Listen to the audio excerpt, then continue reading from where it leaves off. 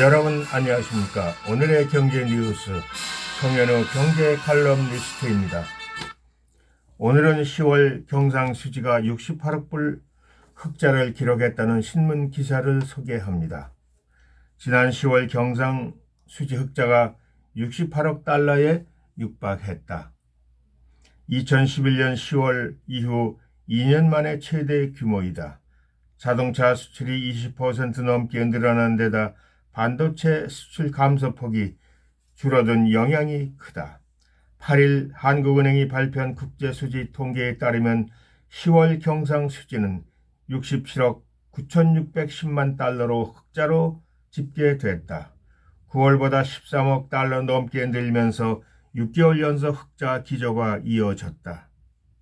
경상수지 흑자가 늘어난 것은 수출이 증가한 덕분이다. 국제수지 기준 수출은 10월에 569억 9,600만 달러로 전년 동월 대비 7.6% 늘었다. 수출이 증가한 것은 지난해 19월 이후 14개월 만이다.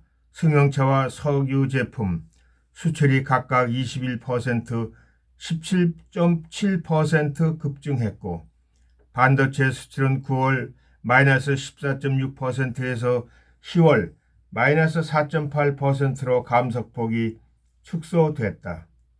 수입은 516억 4,500만 달러로 4.3% 감소했다. 2월 이후 8개월 연속 감소세다. 9월보다는 감소폭이 줄었다. 그동안에는 수출보다 수입이 더 큰 폭으로 감소한 덕분에 경상수지가 흑자를 기록하는 불황형 흑자가 이어졌는데 10월에는 이런 상황에서 벗어났다는 평가가 나온다. 경기 회복 기대에도 힘이 실렸다. 경상수지는 지난 5월 이후 6개월째 흑자가 이어지고 있다. 올해 1월에서부터 10월 누적 경상수지 흑자는 233억 7,410만 달러이다. 작년 같은 기간보다 약 85% 수준인데 지금 추세라면 한국은행의 올해 경상수지 흑자 전망치 300억 달러 달성에 문제가 없을 것으로 관측된다. 한국은행은 금융통화부장의 발표를 통해서 상품 수출 개선세 등의 영향으로 전망 수준을 달성할 수 있을 것으로 예상한다고 말했다. 최근 국제유가가 하락세를 보이는 점도 경상수지 목표 달성에 긍정적이다. 겨울철 에너지 수요가 급증해 원자재 수입이 과도하게 늘어나지 않는다면 무난히 목표를 달성할 것으로 전망된다. 다만 서비스 수지 적자가 이어지는 점은 부담이다. 서비스 수지는 10월 12억 5,370만 달러 적자를 기록했다. 9월보다는 적자폭이 줄었지만 6월부터 매달 10억 달러 넘는 적자가 이어지고 있다. 여행 수지 적자가 6억 4,210만 달러로 가장 컸다.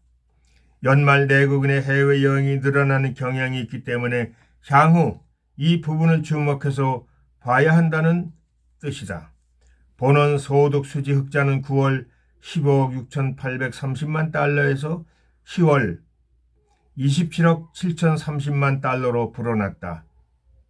기업들이 해외 자회사에서 받는 배당 수입이 늘면서 배당 수지 흑자가 9월 11억 달러에서 10월 18억 7,430만 달러로 증가했다. 금융계정 순자산은 10월에 83억 6,680만 달러로 늘어났다. 직접 투자에서 내국인의 해외 투자가 16억 9,050만 달러, 외국인의 국내 투자가 20억 350만 달러 증가했다.